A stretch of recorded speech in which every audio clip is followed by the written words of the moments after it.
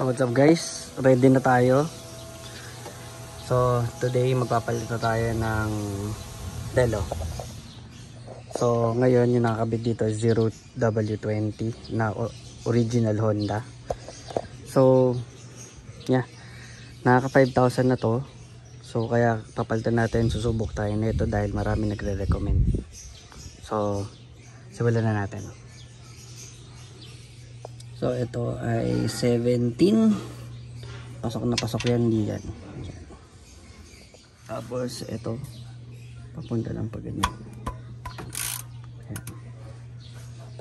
Bago natin buksan yung drain plug, ito muna para hindi siya magkalat-kalat. Since maluwag na, ito yung oil pan na nabili natin sa TikTok ay Shopee. Gamitan lang natin ito or kamay na lang natin.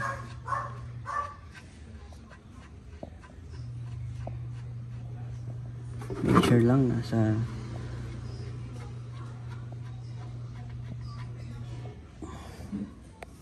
ayan.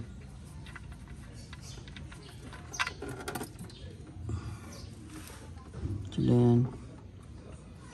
So babasahin lang natin itong rubber.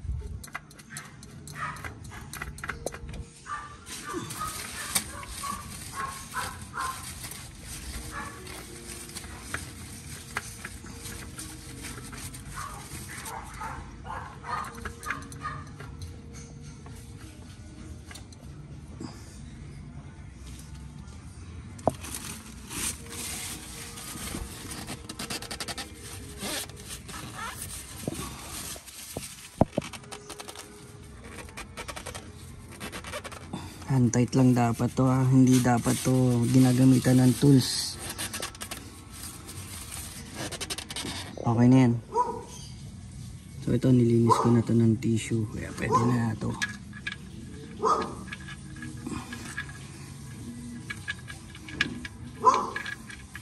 Kailangan hand tight lang hanggang dulo. Di dapat hirap yan. Magiging mahigpit lang yan pag nasa dulo na.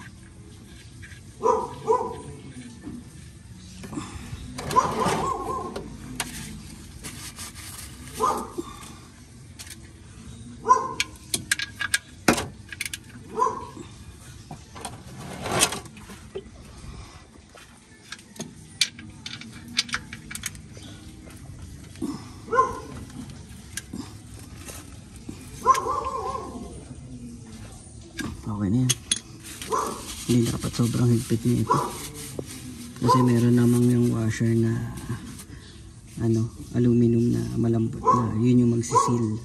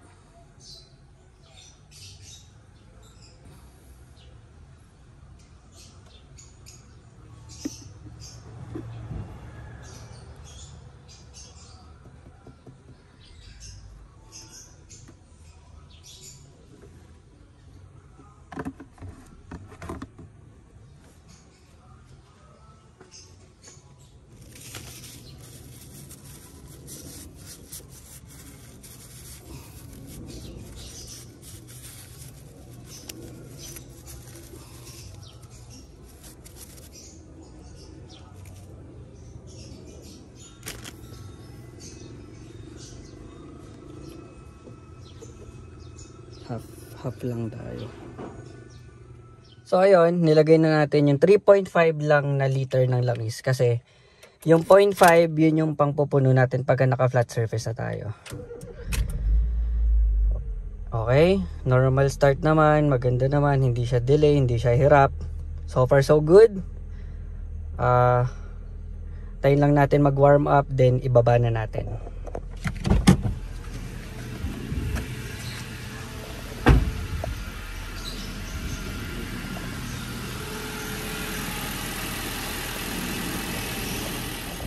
What's up guys? So after kung i-drive yung Delo Gold Ultra, I noticed na parang hirap yung makina, tas parang siyang palaging mamamatayan. So what I did was relearning engine, ICU or engine relearning. So nag-relearn ako because yun nga, medyo thicker oil yung gagamitin ko from 0W20 to 15W40. So medyo malayo yung tinalon. So ang ginawa ko lang is engine relearning. So 20 minutes na naka-on, na patay aircon, patay stereo, patay lahat. 20 minutes na naka-idle lang siya. After na naka-idle, 20 minutes din na naka-aircon. Tapos mamaya after 20 minutes ulit, i-on ko na yung headlight tapos yung stereo. Tapos, okay na yun. 20 minutes. Bali, aabot ka ng 1 hour. 1 hour ng idle, 1 hour ng idle na naka-aircon, and 1 hour na may music at headlights. So, yun guys. Ngayon, after that, after doing those things, okay na siya. Everything okay. So, yun. Ibabiyahe ko na siya, then i-monitor ko pa. Basta mararamdaman ko yung difference nito kasi ang layo ng tinalon ko from best to yung parang pinaka mababa, like 0W20 to 15W40. So dulo to dulo, tinry. Kaya ramdam ko kung may impact o wala. Okay guys, babalikan ko kayo mamaya gagawa ulit ako ng video for that. So ayan, under normal operating temperature na siya. So parinig ko sa inyo kung ano yung tunog ng engine ngayon.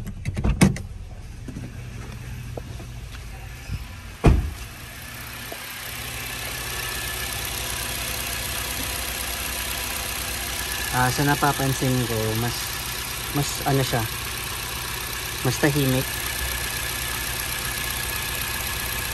Kasi ito yung ikakat ko, tapos ko-compare ko dun sa 0W20 na original Honda, genuine. So parang tahimik na siya.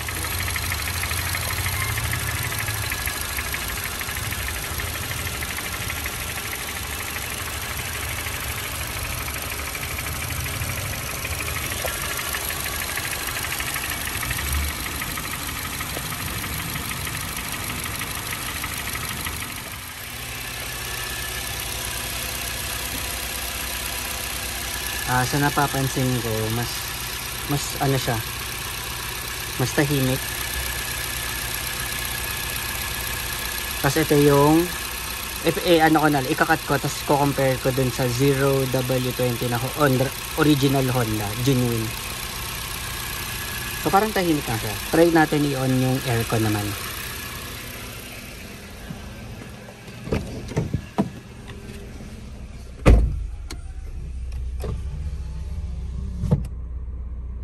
So ngayon naka-on ang aircon. Pakinggan ngayon natin kung anong tunog pagka naka-on yung aircon.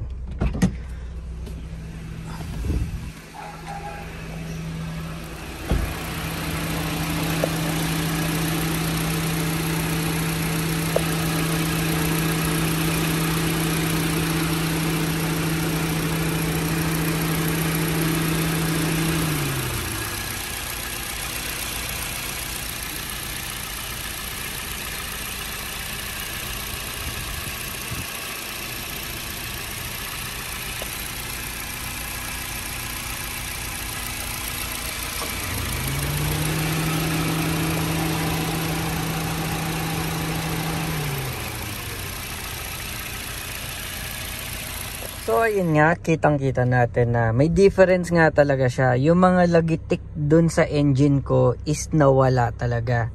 Or hindi man nawala, pwedeng humina. Pero meron talagang difference siya. So guys, ayun. Hindi ko kayo ini-encourage na magpalit din ng oil kagaya ko. Pero sa akin kasi, ayun nga, marami nag-recommend and i-test. And ito nga yung review ko. Na tumahimik nga siya. Maganda siya ngayon. Wala akong nakikitang problema sa ngayon. Actually, kaya siya maganda sa nakikita ko kasi dinesign to for diesel engine. Yung quality ng oil niya mas matagal masira, mas solid kasi ang diesel engine sa pagkakaalam ko is mas gulpe yung langis doon. So, kailangan na mas mataas na grade ng langis na hindi siya hindi kaagad masisira yung langis. So mas matagal yung kumbaga sa durability, mas matibay yung langis ng diesel. Kaya ayun, kumbaga nandito yung mga components sa mga magaganda sama-sama. Tapos pasok siya sa viscosity ng engine natin, and actually sabi naman dun sa likod nung lalagyan is pwede daw siya sa gasoline 4-stroke engine. So yun, for me, okay siya sa ngayon na wala talaga yung Logitech. We will never know. Actually, kailangan ko muna siya i-review for at least mga 1,000 kilometers. So, tatapusin ko na tong video, and comment na lang kayo after a month. So, for sure, na-review ko na yun ng 1,000 kilometers. Kung babalik ba yung Logitech, or mag-worsen yung sira, or meron ba tayong bago madidiscover na ikinaganda pag gamit ng Delo Gold. Actually, ito guys, matagal na tong Delo Gold na to na ginagamit ng mga gasoline engines.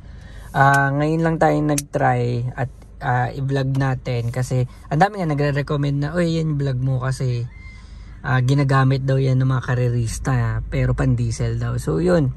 So guys, so far so good. Wala akong nakikitang problema. Sobrang smooth niya. Sobrang okay. Kunwari pinalamig ko ni engine, cold start, walang problema. So yun nga lang. Yun lang. Kailangan ko lang siya na engine relearning kasi yun nga, masyadong malaki yung tinalon. After the relearning guys, wala na ako naging issue dito. Comment na lang kayo guys after a month if you want to know kung anong mangyayari after 1,000 kilometers. So ayun guys, so far so good sa ngayon. Talagang tumahimik siya, tumining yung engine ko. So ayun, comment na lang kayo guys kung may katanungan kayo. Lagi naman ako online dito. So yeah, see you in my next video guys. Thank you for watching. Alright.